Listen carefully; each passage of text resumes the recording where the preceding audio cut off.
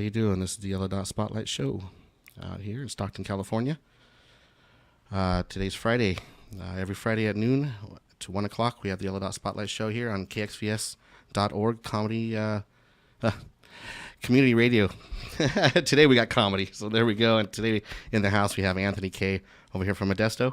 Yeah, all right. Let's make sure everything's working. Can we hear you? Yeah, I can't hear myself in my headphones. Oh, yeah, let's see. I can hear you, but only in my left headphone. Right, these ones aren't working. Want to maybe come over to try that white microphone, because it doesn't seem like the yellow one's working too well. Yep, no problem. Testing, 1, 2, test. Oh, there we go. We'll use that one. So we'll just go ahead and station ourselves here. I'll fix the cameras here in a minute. No problem. All right. Oh, I can hear myself now in both ears. Look at that. Look at that. That's weird. Instant self-production. Hang on a second. There we go. Let me call my engineer. Oh, wait, it's me. Oh, there he is. There he is. Let's see. What camera is this one going to? All right. Now, it looks like we got almost all of us in here focused. Yeah. Let's see. Okay. How are you doing today, Anthony? On the flight. Good. I'm doing good. I'm glad you had me out. This is fun, man. Came through to beautiful sunny Stockton. It's nice out here today. I'm walking around the little downtown area. I'm starving. I've not eaten yet, so It is. I should have had some lunch for you guys, darling. You know, that's how rude of me. No, of course not. No, I just woke up. Like I get into work mode sometimes. I'll wake up at 7 a.m. every day. Even when I sleep. I mean, comedy life is very late, but we forget that we eat super late, and then we're not hungry in the mornings when we wake up. Oh, that's the most important part, to get food back in your belly. You got to get that energy back. So if I'm low energy, I apologize out there. I'm sorry. We'll use that to our advantage. Advantage. So anyways, so cool. So coming from Modesto and stuff, you circulate a lot in our area and stuff, doing some research on you. Yeah. Man, you do a lot of stuff. Casinos, I do. big events and stuff. We were talking earlier that you got something coming up in New York that you're going to go to. We'll touch base on that. And so real quick for our audience, how can people find you? You can find me on Instagram, Facebook, all that stuff at Anthony K Comedy. So at Anthony K Comedy, you'll pretty much find me on anything. I don't have Snapchat anymore because it's boring. But Instagram and Facebook. I haven't even gotten there yet, so I might as well maybe not. Yeah, you don't even need to. I'm on there, but I don't post nothing anymore. Yeah, the Facebook is a lot for me already. I'm just like, I can't keep up with that. But I love Facebook and Instagram. It's very simple to go, to reach out to people. I think more people are looking at their phones than television. So definitely, there's no reason not to be on those if you're trying to get your art out there to the world. It seems like the Instagram is really nice to have. I've been studying that it's just pictures. You don't have to talk too much. Pictures, but also video. And video. Oh, nice. Also video. You can put very high quality video on them. So it's cool. fun. Just you'd be surprised what people are into in the world, and you don't have to be afraid to enjoy what you enjoy, because there's other people around the world. Even if they don't live in your city, there's someone in Germany that enjoys what you enjoy. Is that the amazing thing about the technology we have today? I mean, when I was really busking, as a musician doing street stuff or clubs and gigs, we had to use telephone poles for advertisements, and I used to love collecting the posters of that thing. But man, could you imagine telephone by telephone pole by telephone pole? Well, and it might not make it to Germany. No. Well, you're also hoping that the people in where you live, then you're narrowing it down to people who also like what you like. You're trying to find in a group of people in your city who are not like-minded but are hopefully like you. So with a lot of this technology, do you have apps that if you're playing live? Of course, they have the Facebook Now app Live, but is there anything that you kind of use, or not to give your shows away, because people should come to the live shows always? Correct. That's the idea. Is you don't, as a stand-up at least, musically, I think people should be Facebook Living every event they do, personally, just because people can see how much you care about what you're doing. And music is not one of those things where, we want the hits. We want whatever you do. It doesn't matter if you give them away. Comedy is like a magician. If we give away the trick, if we give away the magic. Too much, right? You don't want to put. That's what I was saying. It's kind of hard to give the live aspect on that. It's hard, but what I'm trying to do now is give these spontaneous moments that happen, and then I cut them down myself and give them out to people, so that those are not my exact jokes. Right. They're just not your spotlight jokes for the night or something, right? Yes, but they're it's showing you who I am as a person, though, because that's what people really want to see. I think when people enjoy art,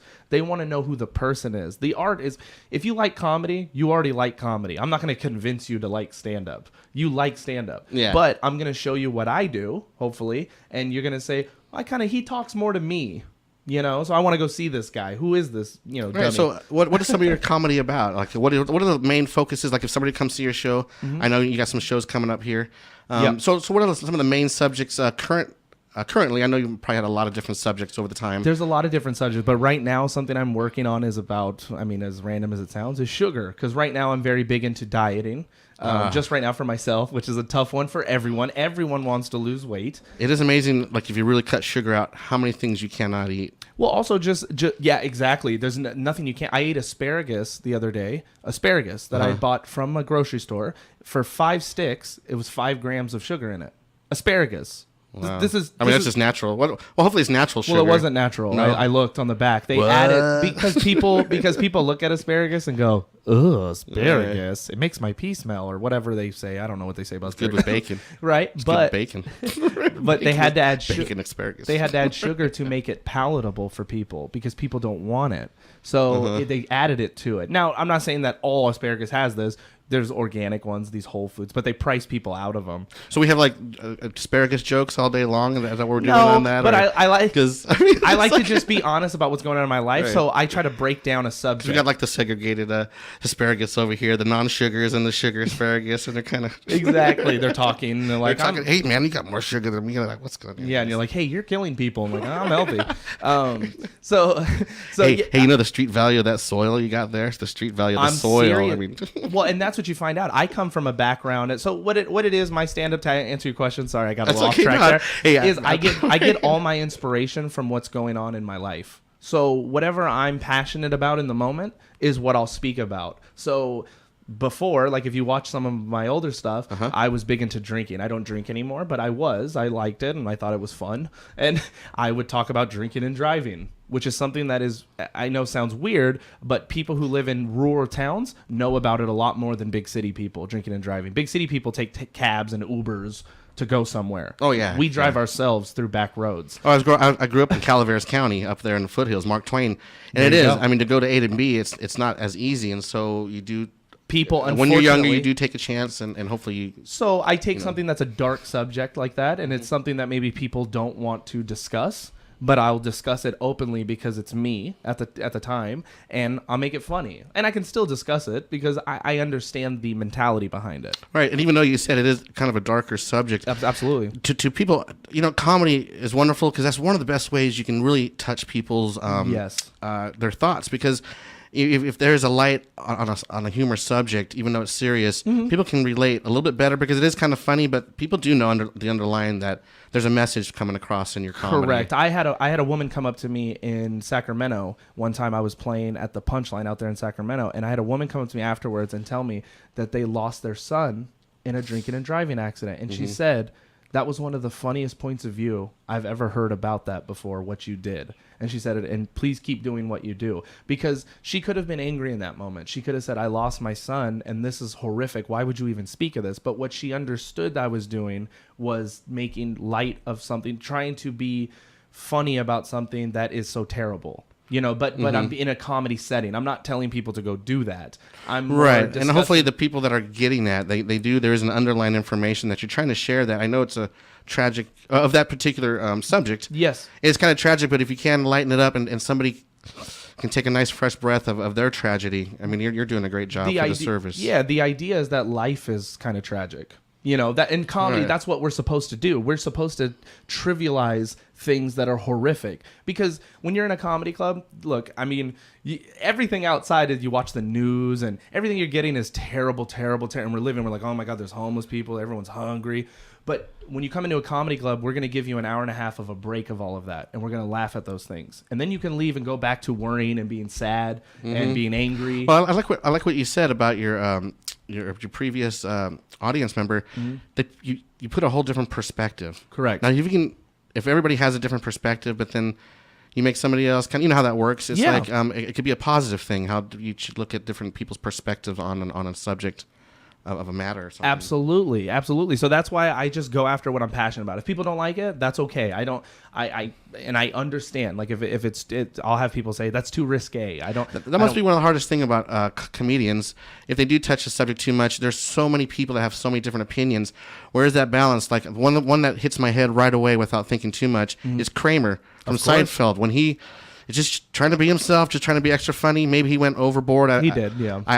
There is details that we won't go too far into it with everybody's opinions. Correct. But when that happens with a comedian, what is your thoughts on that? If they go over too board, I mean, there is a line that you have to stop. Well, here's my thing: I think he was himself, and I think with stand-up you expose yourself. Do I think he's racist? Absolutely, but I don't want to censor what he does because, as a comedian, if they censor what he says, they're going to eventually censor what I do. Eventually, because they're going to say, well, what he... Now, I'm not saying he's a good person by any means. That's his own demons he has to deal with, though. I'm not here to judge the man. Right. So if he does that, that's fine. But I look at that and go, wow, he's a broken human being. He's hurt inside. Something angered him. Maybe he has this weird resentment towards the African-American community for no reason. Right, and that was horrible. And it was horrific. But again, I go on stage sometimes and I say white people. I say that. Mm-hmm. And that could be considered racist to maybe a white person. I mean, obviously that could hurt their feelings. So I don't want it to water down. But the only reason he apologized is because he loves money. He doesn't sincerely care that he said something. He just doesn't want to lose what he thinks he has in this business. Right. Yeah, so but he was being himself. So basically the business got a glimpse, the people got a glimpse of who he is, and then he backtracked. I never have to backtrack because I loved his character. On Seinfeld, it was awesome. But that's what it was, a character. Right. So, anyways, with that, passing on that subject there, yeah, I kind of want to move on to maybe happier subject. Because I like Kramer. I don't want to bash him too much. No, I don't want to bash him either. I'm kidding. So me growing up as in the '70s, a lot of my comedy people that I looked up to was now I'm going blank. Mel Brooks comes to my mind right away because that's more. More like involved comedy, I guess. Improv. Slapstick and stuff like that. Do you do any of that kind of comedy, slapstick, or have you ever thought about bringing slapstick kind of style of the Mel Brooks-ish? It hasn't came my way yet, but I'm not opposed to it. I just think that it's not what I'm passionate now. But yeah, kind of like Three Stooges type, like more physical. I do a lot of physical comedy. I make a lot of faces. People tell me. Oh, there we go. Yeah. Yeah. Okay. So I do some Jim Carrey-ish. Jim Carrey. I guess you could say that. Yeah, I'm very. I like to act out things or talk for people. Uh-huh. I like to be a voice for people. So if I'm setting up a scenario, I might say what, and make a weird face, and people just even find that exclamation funny. So. I guess you could say that. I'm not too familiar with Mel Brooks. I know his name and I know what he is to comedy. He's got a little bit of dry comedy to him, but it's funny. But he touches on a lot of deep subject. That's why I kind of went to Mel Brooks real quick. Yes. He does touch on a lot of deep subjects. For him, it's the Jewish community that he touches. Yes. But he makes light of it to try to get information out about his culture and his people, which is Mel Brooks is a genius at his comedy craft. I just admire all his movies. That's amazing. It's pretty cool with that. And it might just be a timing thing. I just didn't gravitate towards it as much. Well, definitely the 70s of his, like you said, of his era, he was a hit. If you try to do that now, I don't know if Mel Brooks would be as good. But you know what? I think he would be as good. But in this new world, he'd actually be exposed to more people because of the internet. And all he would have to do is... I mean, Mel Brooks probably made a lot of money in his time because Hollywood worked out for him. But, I mean, if you just knock down your money, you don't need to make $1 million to get your message out. You can make $1,000. I mean, it doesn't really matter as long as your message is out. But I think in this world, he would probably do even better because everyone could hear him. And there would be Jewish community people from all over the world that would listen to him and go, this guy's amazing. How did nobody follow this guy? This guy's phenomenal. He's giving out our culture and he took the old-fashioned route, one studio at a time, one stage at a time. Because I love what I do. Yeah, and I love Mel Brooks. He started back in the 30s or 40s or somewhere around there. Wow. And he just went stage to stage. He helped characterize a lot of comedy now today. Mm-hmm. And then he's one of my heroes, Mel Brooks. And then moving on from him.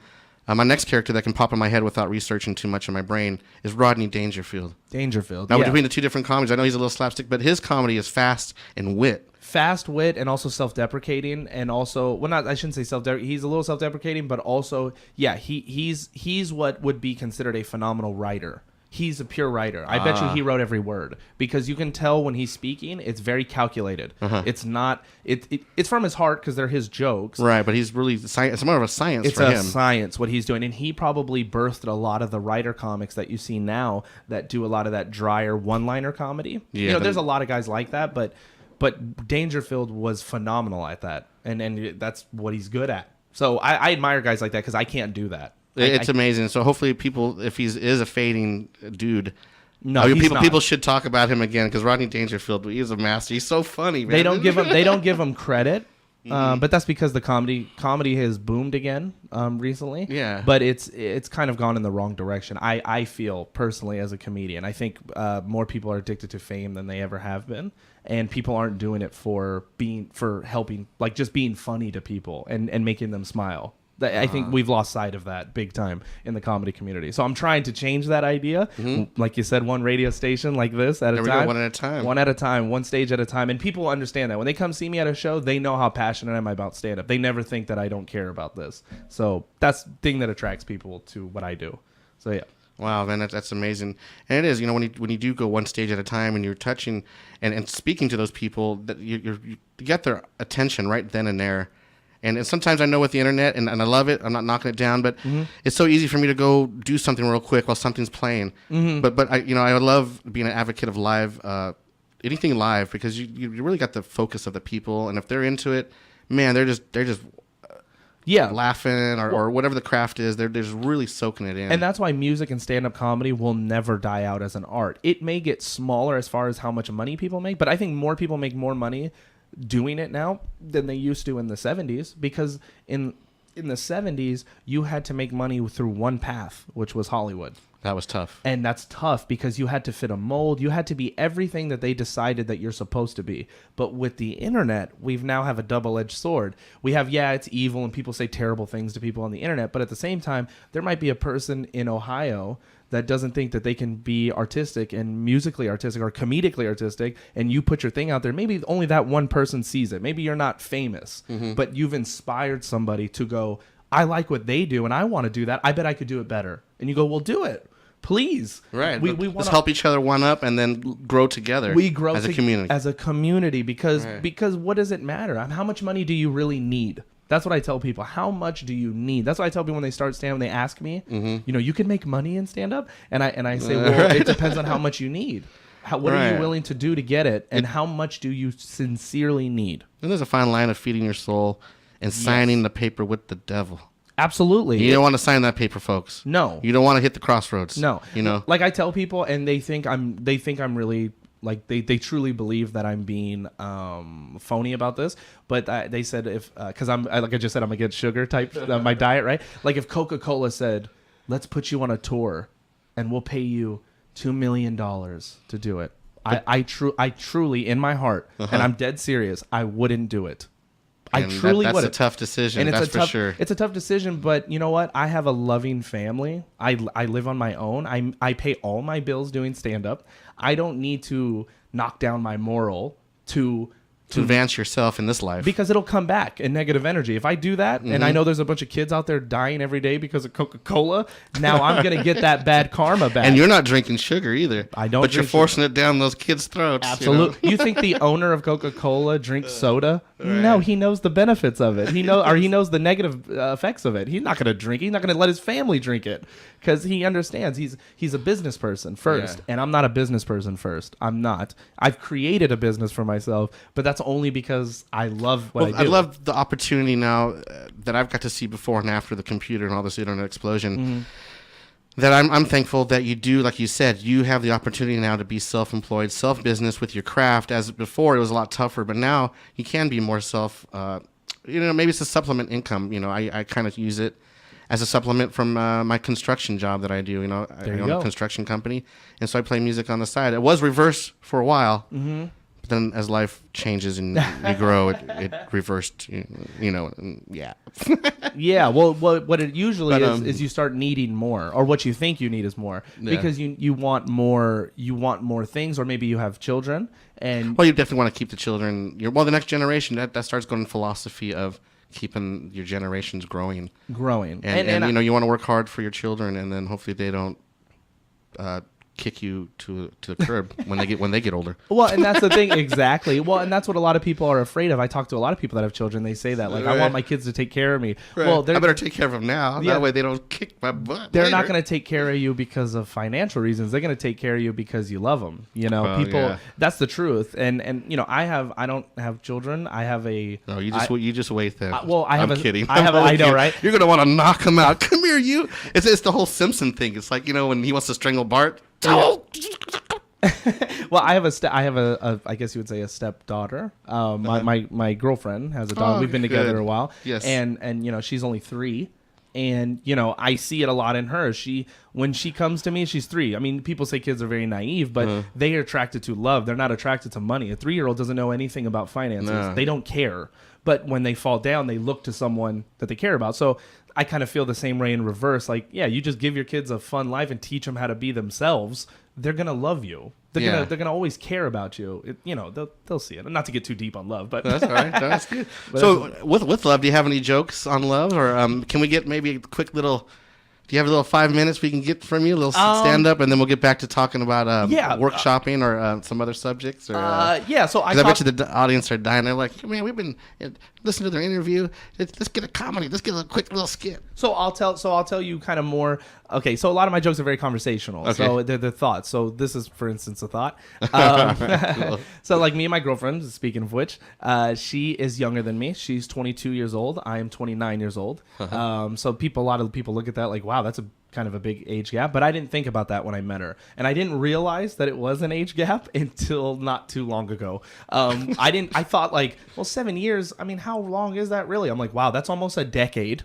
And and there's things that 3 short from 10, right? And I know about things that she doesn't. I didn't realize that. So we were watching Netflix, and as we're watching it, we turn on the show. We start watching OJ versus the People, the show on Netflix. Oh, okay. Yeah, I haven't seen it, but I've seen the previews. So they recreated John Travolta, amazing. Cuba, they're all amazing in the show. My God, huge cast, right? Huge cast. Wow. So they do the we're watching the show, and about 5 episodes in, we're watching the show. She goes, "Oh my God, they're gonna let him off, aren't they?" Oh, she already knew. She didn't. Spoiler alert! If you haven't watched the OJ trial yet, or if you've been living in a cave your whole life. And I said, "What? What do you mean you don't know?" And she goes, "Well, it just said on the screen right now that the investigation started June 13th, 1995." She goes, "I was born June 14th, 1994." She goes, "What'd you think that I was 1 year old going, I wonder what happens to OJ?" And I was like, I guess that makes sense. Like, you forget that these things in passing don't truly matter to someone who of that generation. They don't. She doesn't care, and it's only a 7-year gap. You know, and then she said she said, well, not to be horrible, but she said, well, I remember 9/11. I remember that was all over the news. She goes, was it as big as that? And I said, wow, I never thought about that. I said, well, to white people, yeah, it was the same about OJ. Yeah, absolutely. As 9/11, it was their 9/11 originally. Mm-hmm. You know, minorities were rejoicing during this time, and people seen it. I mean, they stopped the NBA. Imagine the Warrior Cavaliers playing right now, and they stop it to cut to a celebrity being chased by police. That's how big it was. I remember that. I was like, what is this going on? They stopped the NBA Finals. They put the NBA Finals in a small window while OJ was being chased by police, which, by the way, I think that's where TMZ started. That got the ball rolling. Oh, right, because they're live video taping that. Correct. And like that's when America, I think the OJ was the turning point where people really were interested in other celebrities' lives. That I think the OJ that was a mecca moment for any of that kind of media. Correct, and I think that was the spark. Now who would you think the best comedian would be to narrate that? To narrate the actual chase instead of like the TMZ guy, just somebody.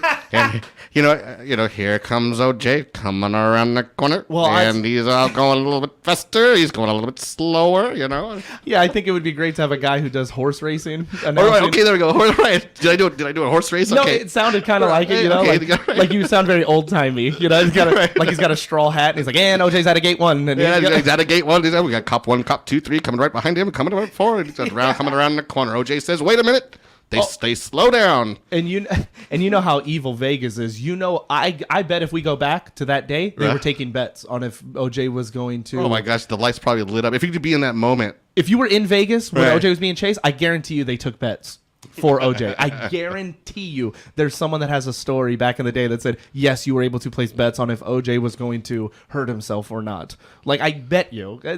It's so funny. But yeah, so like that joke right there is a perspective on like about OJ and my girlfriend. It's just about generational gap. That's something that I lived with her and I wrote it down on paper. And I said, I think people will understand what I'm saying about being, and there might be couples in the audience, even if you're only 5 years difference with your significant other, you know, when there's things and you feel old. Like right. You put on the landmarks, right? They call them the landmarks. Or you put on a song and they go, yeah, isn't this, oh yeah, what's his name did this? And you go, no, they sampled this. What do you mean? That's not the song. The song you know, it's not the real song. This is the real one. And, you know, people, I love that kind of stuff. So that's like an example of how I am. I'm very open about what I am and what's around me. Let's get to stir the pot up with subjects. You know, if you do it, like you said, in a friendly way, but yet you're getting to the point, you know. Yeah, the point of the joke is that me and my girlfriend are generationally different, right? Or what we know. just we're not different as far as our minds.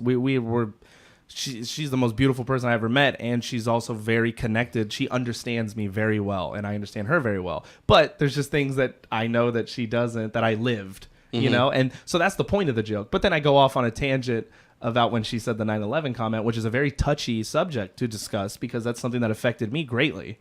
And I turn that on its head and say that to white people, OJ, that was their 9/11. So I'm making that comparison about a harsh subject, but I'm also making light of something that was real in the moment, you know? So I try to, that's how I write. That's how I think, at least. Oh, that's good. No, it keeps the crowd going. You have a lot of innovators that are pushing the envelope, but yet keeping it cool. You know, that way people can think, you know, if we did close off subjects and didn't make light of them or laugh about them. Exactly. We might hopefully not, you know, hopefully we won't repeat the bad episodes of our humanity that spills out, you know. You see, you're thinking like an audience member I would love to have on my show. Like you came, we're gonna come there. Yeah, you would love what I do because you're looking past just being funny. You're saying like he's also making light of something that is maybe helping people heal. Or if we just say, hey, never forget this moment. Well, okay, but I'm never forgetting it because it affected me a lot when 9/11 happened. So I'm going to bring it up in a joke, not in a negative way. I'm not going to say like, oh, that was great. It happened. God, no. Nothing derogatory. Not derogatory. No, yeah. I have family that was in the military in Vietnam. I have family. Oh my gosh. I'm blessings to them. Yeah. And I'm very patriotic about the country and the ideals of this country. I think we truly are the best country on earth because of what I'm able to do. The opportunities are immense. I mean, it's a wonderful thing. I mean, we're here at a podcast station. Yeah. I mean, real quick, we're a community radio service here at KXVS.org. And gosh, I love all the crew that I get to work with here. We're all independent and we get to work together. I wouldn't have met half these people with, you know, being in a country like this, that we do have the freedom of choice. Exactly.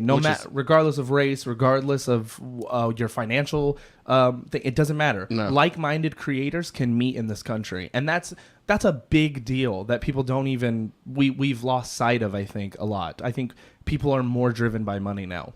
They're more than ever. Well, we need more poor people then. Or wait. Did I say that backwards? I'm kidding. Well, we need more people who have self-worth. Right. That's what I meant to say. that love each other. Yeah, because poor is a mind state. No, it is. It can, because I'm rich, like you said. We were talking earlier off air that between what we've done in our careers and lifetime, we've already made it. You know, everything else is a perk. Everything else is icing on the cake, and I'm just a blessing to be along for the ride. You know? Yeah, it's amazing. Yeah, when I see my mom and my brother and my stepfather, things like that, that's all that makes me happy. After that, everything I do is just passion. You know, so stand up is just a passion of mine that I think that I'm very good at, that I love. That's it. And the fact that when I started, you know, you're a musician, so when you first played music, you made $0 doing it. Zero. Yes, zero. Zero. But there's a minus zero. Yeah, you actually lost money because you bought items. Right, but it's okay. But it's okay because that's not why you do it. And that's not why I did stand-up. I still, to this day, I still go to San Francisco and I'll do a $20 spot. I don't care. Exactly. I invest in the craft. One of my favorite spots, if I can give a plug into Mutiny Radio, I have a Yellow Dot podcast show up there. And we were talking earlier that sometimes you go up there to Mutiny Radio. And that's another blessing area that I like to go to San Francisco and invest in the community of the arts up there. Absolutely. And San Francisco has an amazing comedy scene. They have great crowds. People come out. And we have them here in the Central Valley, by the way. I do a joke in my act. I have a joke. If you also, real quick, if I could plug this. On Pandora, you can listen to my comedy for free. You can listen to my 1 hour special that I filmed in Modesto at the Gallo Center for the Arts. I sold out 440 seats in my hometown, and I took the audio from that and I put it on Pandora for free for anyone to listen to. So if you go on Pandora, just type in Anthony K. I'll be a top hit. You can add me. You can listen to my comedy for free out there if you'd like. There we go. The listeners. Hey, there's a good plug-in right there on that, what Anthony just said. But don't forget to come to his live show. Yeah, come see me live. Live is awesome, but we got a nice free show on there on the what was it, the podcast? Pandora. The Pandora. Pandora, internet radio. Yeah, definitely. So Pandora Internet Radio, they have free, and I'm actually gearing up to release that special on YouTube for free, a 1 hour special that anyone can share and enjoy. And there's clips right now if you go on YouTube, Anthony K Comedy. I think that's what it's under, I hope. Yeah, that was fun. I went through a few of your shows and stuff. I was kicking back. There's some old stuff on there that's like really bad, but I have new stuff on there. That's the stuff I wanted to see. No, yeah, of course. I wanted to see the bad stuff. Yeah, of course. So we can see the sweat coming down, I'm kidding. I'm only kidding. So yeah, if you go to my channel on Anthony K on YouTube, I should probably get the handle so I know how to say it. But I post video. I posted one yesterday. A telemarketer called me, and I just filmed it. Because telemarketers bug me, and I made fun of him. I have so much fun with those. Right? And he wouldn't get off the phone. And then at the end, I don't want to give away the end, but you got to go see it. Go on my YouTube. It's free. I mean, just watch it. On the YouTube here at Anthony K. But speaking of... the telemarketer comedy skit. Yeah, on my Instagram, too. You can watch the short version of it at Anthony K Comedy. And it's almost, real quick, I didn't mean to change this. No, please. How long will they stay there? How long will those telemarketers stay there, right? If you don't cuss at them, if you don't cuss or be aggressive or threaten them, they will literally stay on the phone as long as they need to. Oh my gosh, that's so much material to work with. I know, it's amazing. And they won't stop. And I'm trying to explain to them, like, wow, you sound like a drone. Like, when you're reading from a paper, you sound like a hostage victim. Right. Like, you sound... Hostage Incorporated. Hostage Incorporated. Yeah, they're trying to sell you something. They're like, thank you for calling. And you're like, what? You have zero passion about what you're selling. You think I'm going to buy that? Like, you're crazy.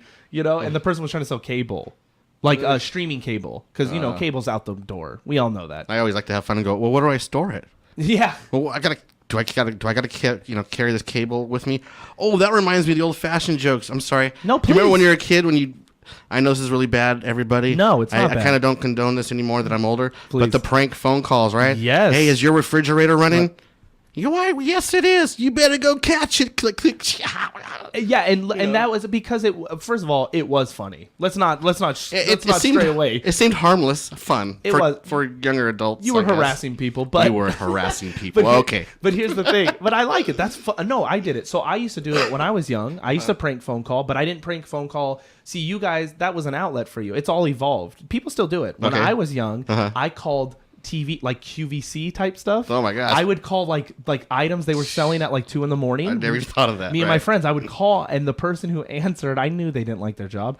I would call and say, like, go through the order, and I'd make up funny names, and that just made me and my friends laugh. It was for no one else. Right, exactly. And now telemarketers have become, telemarketing's been around forever, obviously, but when telemarketers started calling me, I went, oh my God, these are funny. This is funniness coming to me.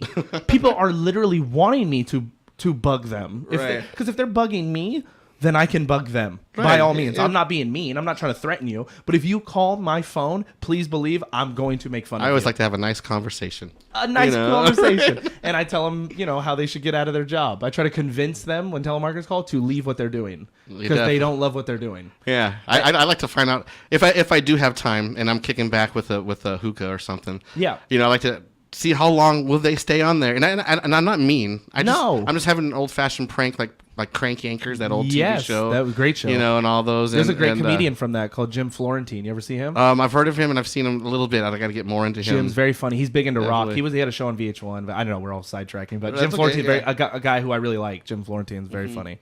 Yeah. But so now I took that moment and I filmed it and I cut it down and I put it on Instagram and people have been responding very well to it. They think it's hilarious because we all get those calls. That's something that everyone can understand, but I'm just being funny with them. That is funny. So where can we see that again? We get the information? Instagram at Anthony K Comedy, or on my YouTube, Anthony K Comedy, I believe. I got to go on my YouTube and make sure. And we got the skit there happening. The skit's on it. And on YouTube, it's 2 minutes long. Okay. On Instagram, it's 1 minute long. So if you don't have that much time, you just want to see it real fast, it's a great tool for that. So right now, when you're watching this show, we set the joke up. The punchline, you have to go finish the joke at the Instagram of Anthony K or the YouTube. So we won't finish the punchline on that, but check it out. Telemarketing stuff, marketing phone 101. calls, right, stuff. So as with telemarketers, another thing that I like to do for comedy, my wife cracks up. She has to leave when I do this. Going into religion, comedy of religion. Yeah. When they come to my door, I just have a great time talking to them. Because the first question I will ask is, Jesus, is he from another planet? I'll just start right there. And right there, I'll know which direction to go with my comedy, because some, when they come to my door with religion, they might laugh and they go, you're funny. Well, check out this scripture, Or some will get really offended. I'm like, well, I don't mean to offend you, but I'm really serious. Is Jesus from another planet? Because he... the only dude that came here and left the way he did. Not to get too religious. No, I'm with you. So with religion comedy, do you get into that? Because that's very touchy. That's a lot of people can really not understand.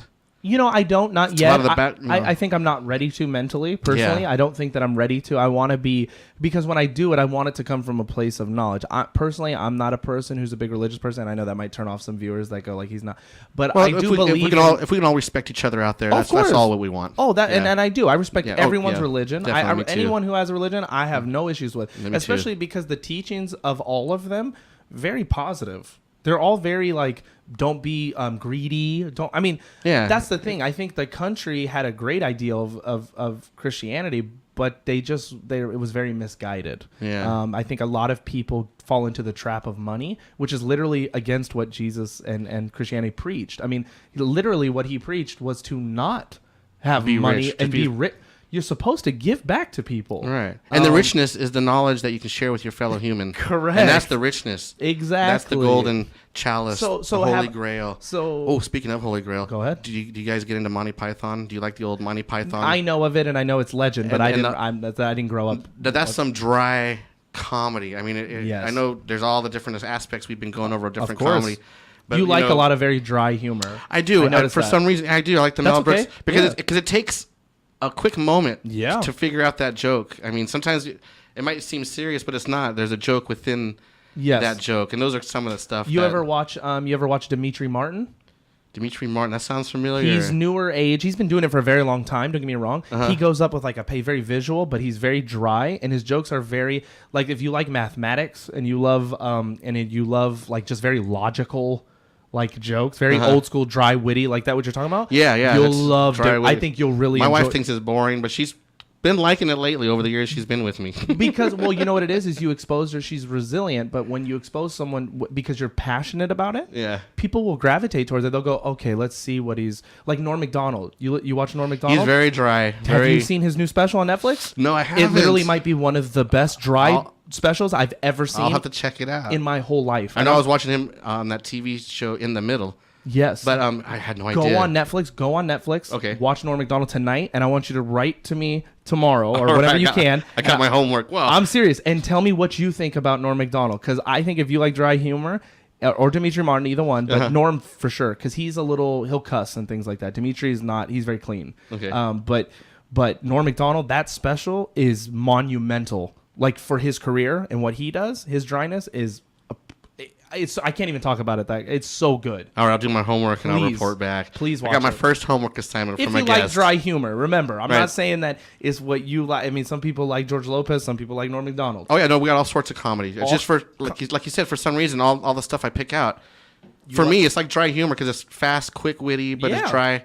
It's just kind of funny. Oh, and the slapstick. So speaking, crossing all these different genres of comedy, another one that I really like watching is Penn and Teller. Penn and Teller, very good, very honest guys. They talk from their hearts. Reminds me of you that you're very honest. Yes. And so Penn and Teller reminded me a little bit of you of that aspect. I know what you mean, and I love Penn Jillette. I listen to him a lot. Actually, it's funny you say that. That's great. I listen to him a lot on. He does a lot of radio appearances on a show I listen to. Speaking of, I love radio, by the way. radio is one of the greatest things I think ever, because it's a voice, and you can hear us, and you can take us wherever you want now, and it's amazing. So Penn and Teller is on a show that I listen to on Sirius XM for the past 11 years, that I listen to every day religiously. It was called Opie and Anthony before. Now it's called Jim and Sam. Everything's been broken up.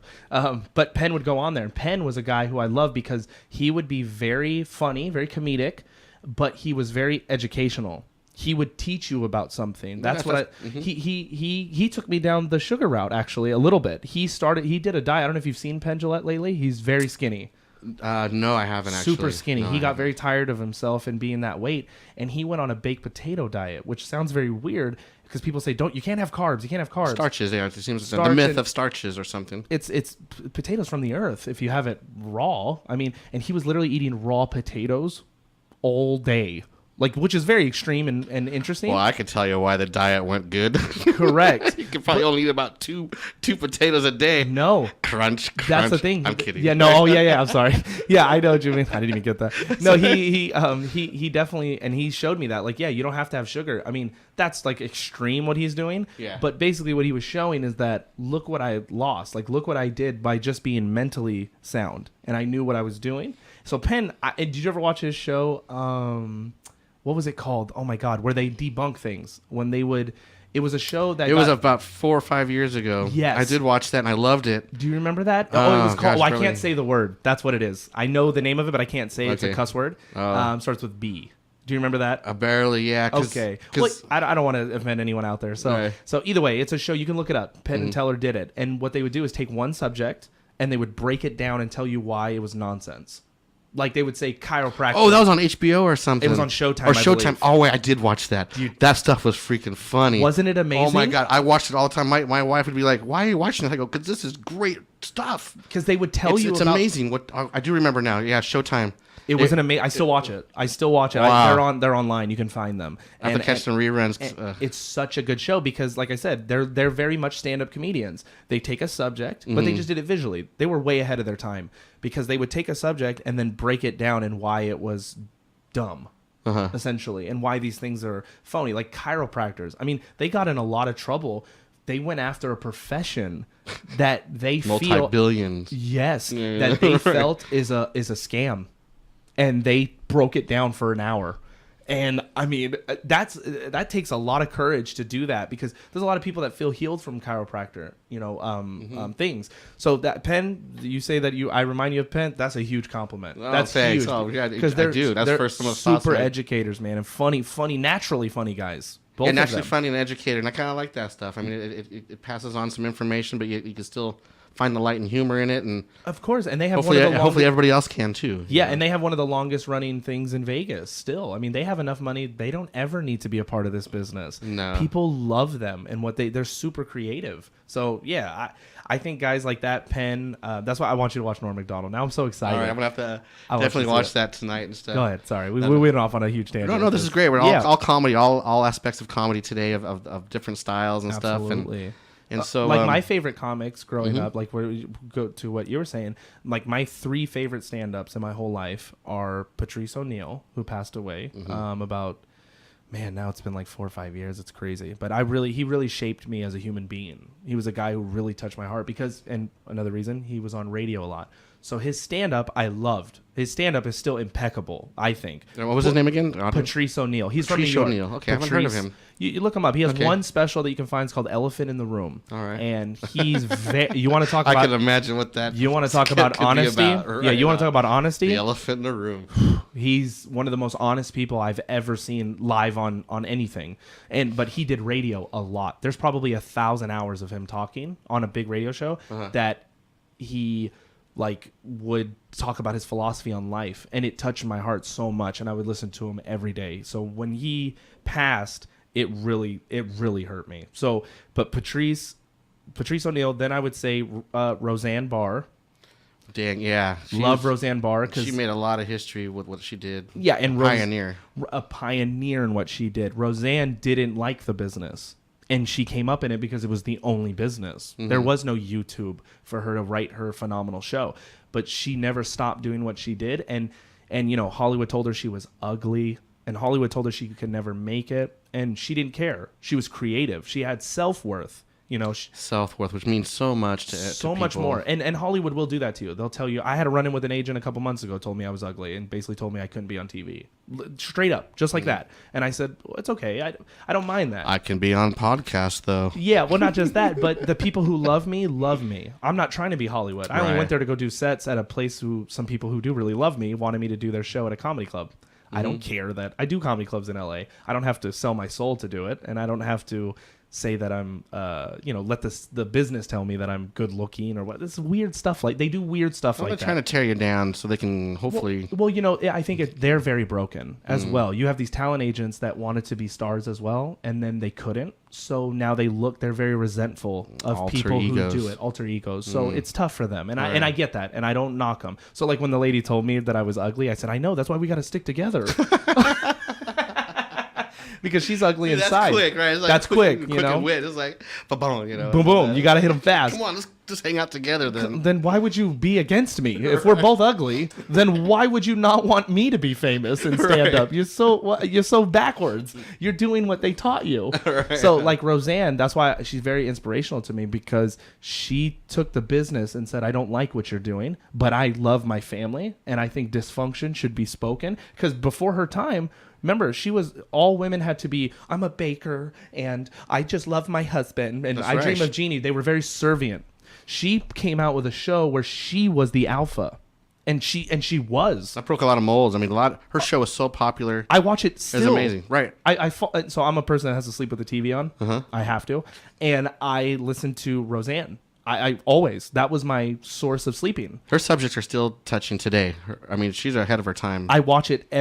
I can throw on. It's one of those shows so ahead of its time, and you've seen that they're bringing it back, right?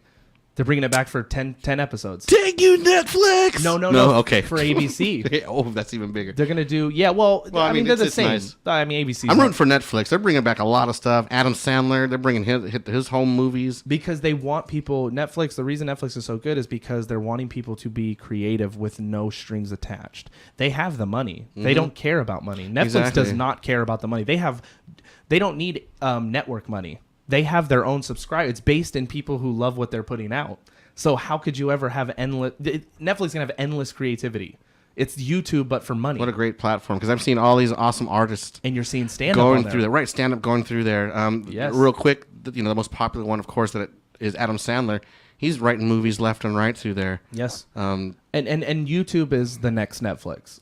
That's awesome. Truly is. It already is. Mm-hmm. I don't want to say that it is the next because they're their own people. But YouTube is this is Netflix. Just know, like I'm talking to you guys who watch this thing, please believe YouTube, they already are doing it. YouTube Red is already a thing where you pay monthly for, and you get exclusive movies and shows. Of what you want, sort of. Now, YouTube just doesn't have the name yet, as Netflix does, but believe me, YouTube will be there, and all these creators are already there.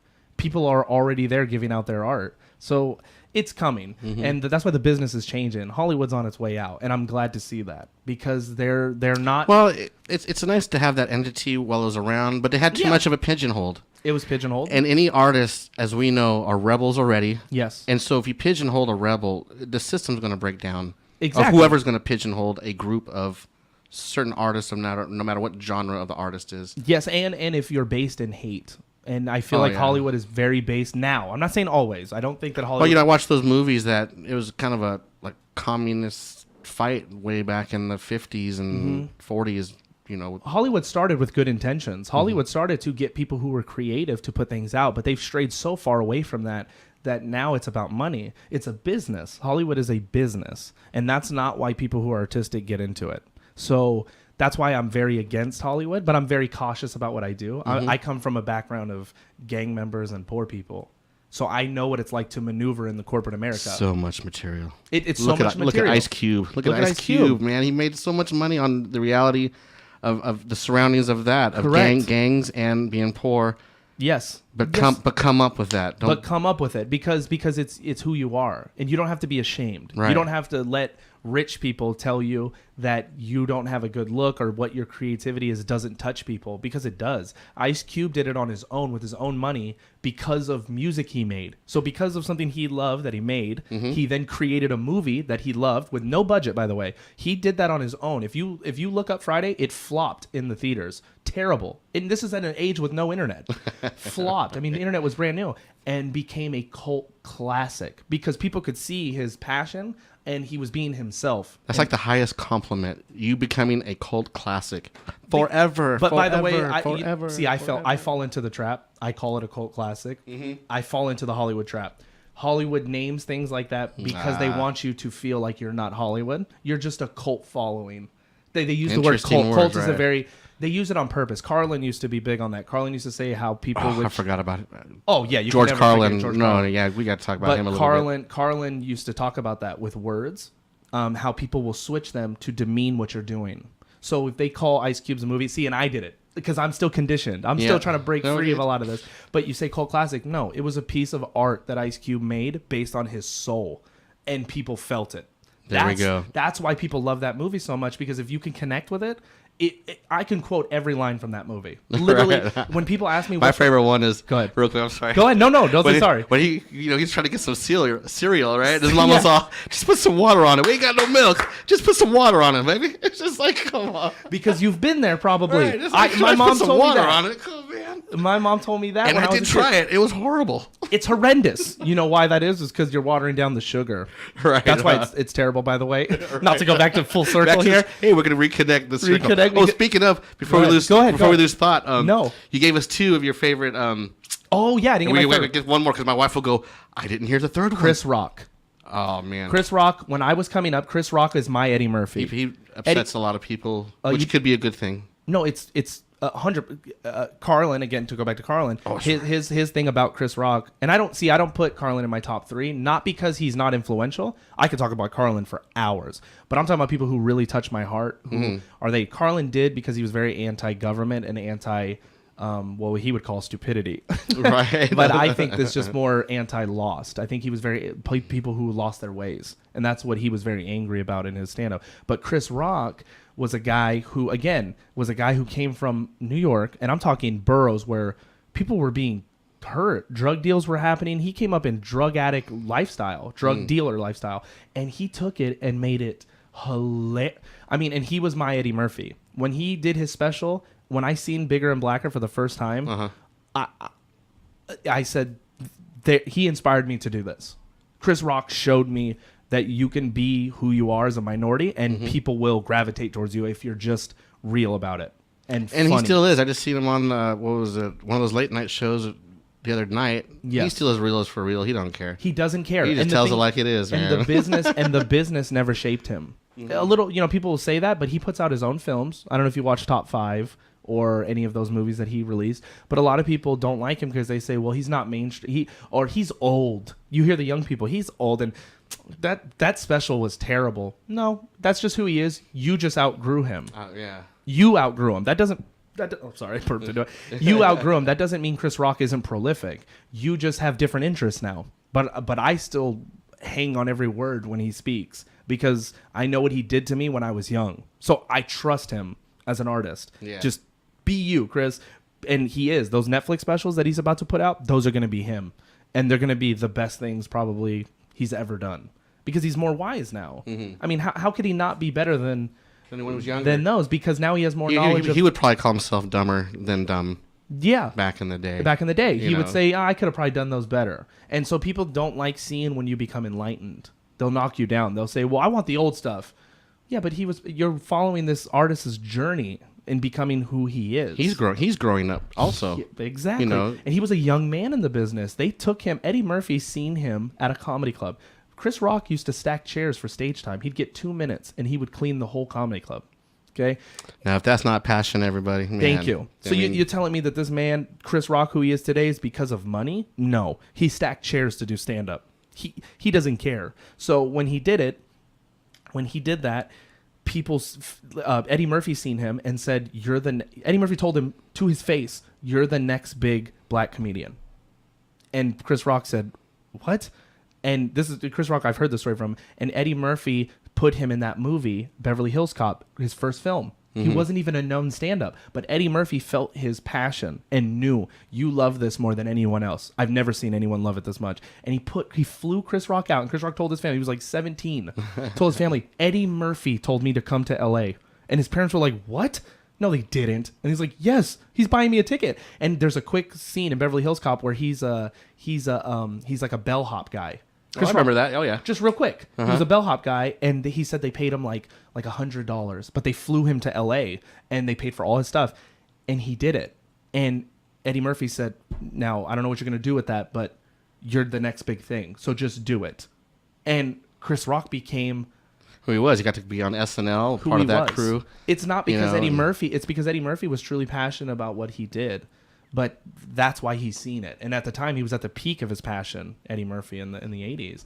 Oh, yeah. So Chris Rock would meet... This is my third to answer. I know I talk a lot, but the Yeah. third one is Chris Rock is my third, and I love him to this day. I can watch him do anything, interviews, whatever. It's hard to flip-flop all three of those, because Roseanne, Chris Rock, and Patrice all really... Well, they'll probably all work together in my brain. In their head. Right. They're all hanging out together, Yes. playing cards and stuff. Because Roseanne's very anti-Hollywood. Patrice, very anti-Hollywood, but Patrice is more underground. So he's like me. Keeping that scene going. He's keeping you me. got to keep that underground scene going all the time. I'm an underground guy. You know, I if I get something that is considered mainstream, I have to weigh out all my options, and I'm very diligent, and I have a team of people behind me that love me that won't let me make a decision that's wrong or against my morals. They're there for me. So those are my agents and my managers, or my people. You know, Yeah, to keep you balanced. They I keep mean, you if you don't balanced. have that, it's amazing that maybe the people that aren't balanced, they don't have that support system. Correct. Or, as we've been talking, you get the wrong support system. Oh yeah. And your career could run really short. Well, that's where money gets involved. Money, right. When you start getting a talent agent who their job is to make money off of getting you gigs, which is fine. I think that's okay, because they're passionate maybe about getting people more exposure, because they think that they believe in you. But you have to know their intentions. You have to sit there and go, well, what are you trying to do with me? Are you trying to mold me into something? Because I'm just going to be me. Right. So if you're willing to make 10%, 20% off of and you're going to get me to new places based on myself, then I'm with it. But if you're trying to tell me, you need to write a sitcom, and you know what you should do, and it's like, no. That's not what I'm passionate about. Don't do that. Right. What you're trying to do is make me more that's- money to make 20% is what you're trying to do. That's when they got to pay you. Yes. Yeah. That's when wait, you want me to do what? Well, the talent agent, man. Yes. You got to pay me, sir. Yeah, You know? exactly. You want me to write a show? Okay, I'll give me money then. Give me Right. money and I'll write the show. I'll give you a show. Sure. I have great ideas, but don't tell me how to do it. Because then what you're trying to do is you're trying to finagle into the business how we both can be rich, but I don't Right. want to be rich. Well, they also, watching stories and reading on stories, they try to pigeonhole you and they try to control you a little bit. Always. Because like you said, if they're after for money, they don't want to lose their cash cow. Yes. And so they're going to try to steer. And those are people that sometimes famous people, not just comedians, surround themselves with. And of course they're going to be yes men. Of course they're going, because you're making them money. Right. My friends are my friends for free. They're not my friends because I make them anything. They just love me and support me. As a matter of fact, I put my friends to work. That's how much Yes. they like or dislike me. I don't know which one it is. No, but they love you. I'm kidding. That's the truth. They love you. They don't I'm like not- you. I'm They kidding. love you. I know. No, I'm I know. kidding. But they love you. That's why they do it, because they do it out of caring. So that's my philosophy on this thing. And Yeah. and I make a living doing stand up. When people ask me, how much do you make? Or they'll always say this. A lot of people, they do this and they don't mean to. This is like me saying cult classic about Ice Cube. Right. They'll say things like this. How's your little comedy thing going? You see? Because they don't look at it as real work. Right. And that's okay. They do that, I'm sure, in music. Right. Well, they use those words. Maybe they don't know they're doing it, subconscious, but They they're don't know. But they put in those adjectives and those verbs that describe something that's really felt in their heart. It comes out. Correct. And I'm not a guy who's sensitive about words. I do stand up. No, we have to be tough in this industry. Of course. course. Of arts and performancing. You got to have a thicker skin than not. I do go home and cry sometimes, but in the shower. In the Hopefully, shower. so you can't see What the a tears. bad gig. Yeah. Can I do that over again? Can I record that one more time? Yeah, it's the truth. But people just do things like that to knock you down a little, because maybe they're doing what they're not passionate about, and they look at what you're doing as a hobby because they go, that's not real.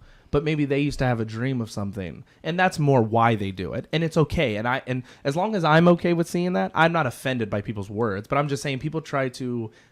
They'll go, you make money, and they'll go, well, how much? See, they get because they're interested because they're angry about what. And then if you because say they're not happy, sometimes people are not happy in their job, and so if they're making X amount of money and they're not happy, but wait a minute, you're a glowing yellow dot sunshine ray of happiness, and you're making a little bit of money. I could tell already in their brain they're thinking, wait a minute, this guy's so happy. I mean, he doesn't care about the money, which keeps your soul happy. And it makes my art better. Art better. And then somebody's stifled, they're going to be a little cranky, like you're saying, well, how much money do you make already? Because what they're doing is they're trying to justify what they do. That's why they're saying that. So so let's say they make $15,000 a month, and let's say in stand-up I make $2,000 a month, okay? We're just giving out hypothetical numbers here. And then they say, well, what do you make? And you can tell in their heart, their intention is what they're trying to do is compare themselves to you, so they can justify what they do, and they hate that they've given up a piece of their heart for. And you say, well, I only make $2,000. And they go, oh, so how are you going to buy a home? And you go, well, I don't need a home the size of yours. The difference is when I go to my home, my family loves me unconditionally. I hug my girlfriend, I hug my stepdaughter, I kiss them, and we love each other, and that's all I need. So whatever you're trying to fill, whatever hole you're trying to fill in your heart, making $15,000 a month, good for you. Yeah. Great. I hope you do well with it, and I hope you do good. But I love what I do, and everything comes. It comes eventually. You'll get the money. People pay me a lot of money. Thinking about that, what you're saying, it takes a lot of guts to step out there and put yourself on the line to do what you'd like to do and try to survive on it, because we're all here for survival, number one, and sometimes we do have to make choices. I don't want to work here. I've worked in a lot of places where like, oh, okay, and that time is over. I've moved on, but it's just amazing. Of course, I agree. And I mean, people forget when they see me making money, they go, yeah, but you can't just make money. No one just makes money. You're in a good position to make it. Well, no, they don't know my whole life, so they don't realize. I've been doing stand-up 8 years. In the past year and a half is when I quit my last job, that I decided that this is all I'm going to do. So it took me 6.5 years to dedicate myself, and I worked full time. I worked 40 hours a week and did stand up. I drove to San Francisco and Sacramento 5 days a week for free to do open mics. So we all know about that. So this is no money driven thing. I'm doing it, but it takes a lot of guts. And it takes a lot of guts. You got to release that fear. Some people fear. And because where I come from, I don't have any. Being conditioned, I'm conditioned to have a Monday through Friday job. I've been conditioned as the old school 50s and 60s. Of course. Blah, blah, blah. And so a lot of people who aren't, I'm not afraid to step out. As long as my bills are paid, hopefully you got a happy family, man, you're done. You're done. Keep trucking. I heard a rap, not to cut you off. I have a rapper that I listen to, and he has a band though. His name is Odyssey. To give him a free plug, he's a free artist. Cool. Have him on the show. He's from Baltimore, Maryland. We'll fly him in. His charge. Wait. He's phenomenal. But he had a line in a song one time where he said, "I realized in my life that I didn't need a bigger meal. I needed a smaller plate," and that's a philosophy that I live by.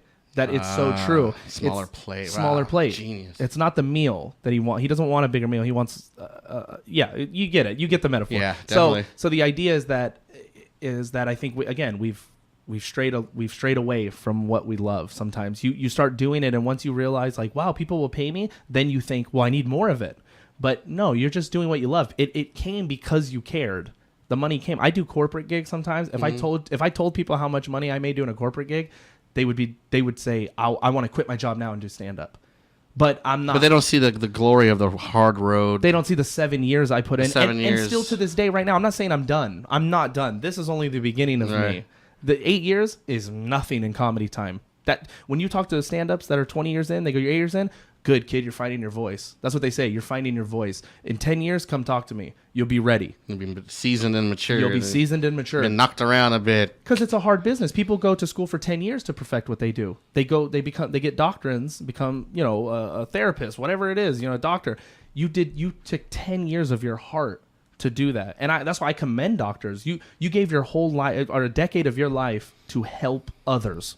That's crazy to me, right? But I'm doing the same thing, but in comedy. Well, you're healing in comedy, and we can all heal with comedy, because If we can't laugh at ourselves, who can we laugh at and point fingers?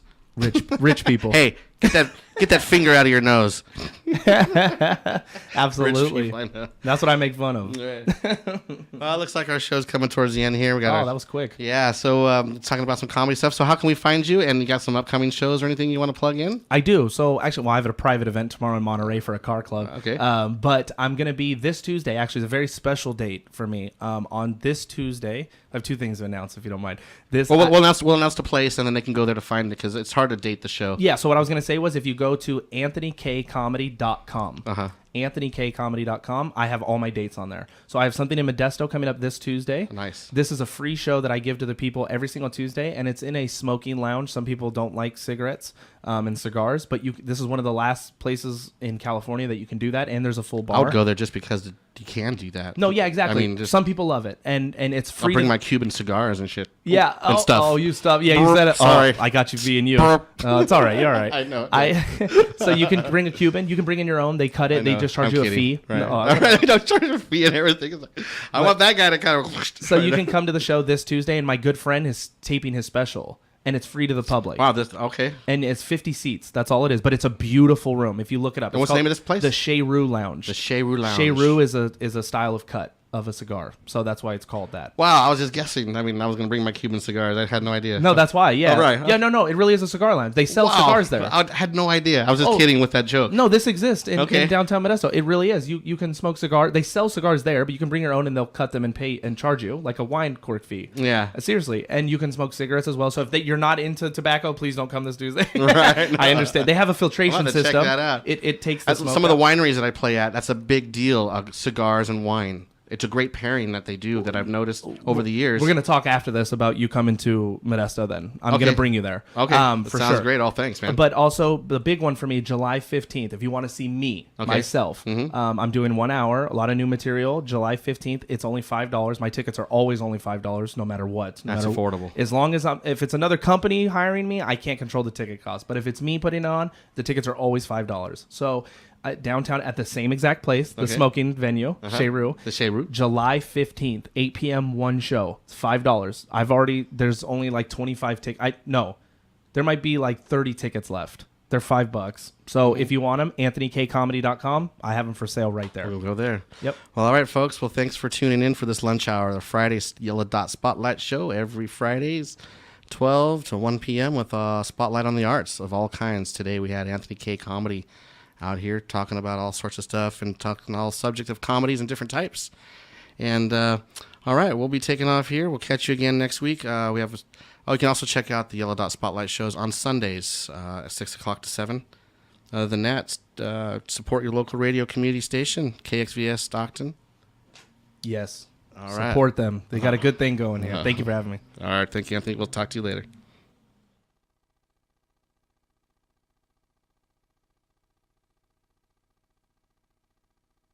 Coming to 92.1 KXVS, the voice of Stockton.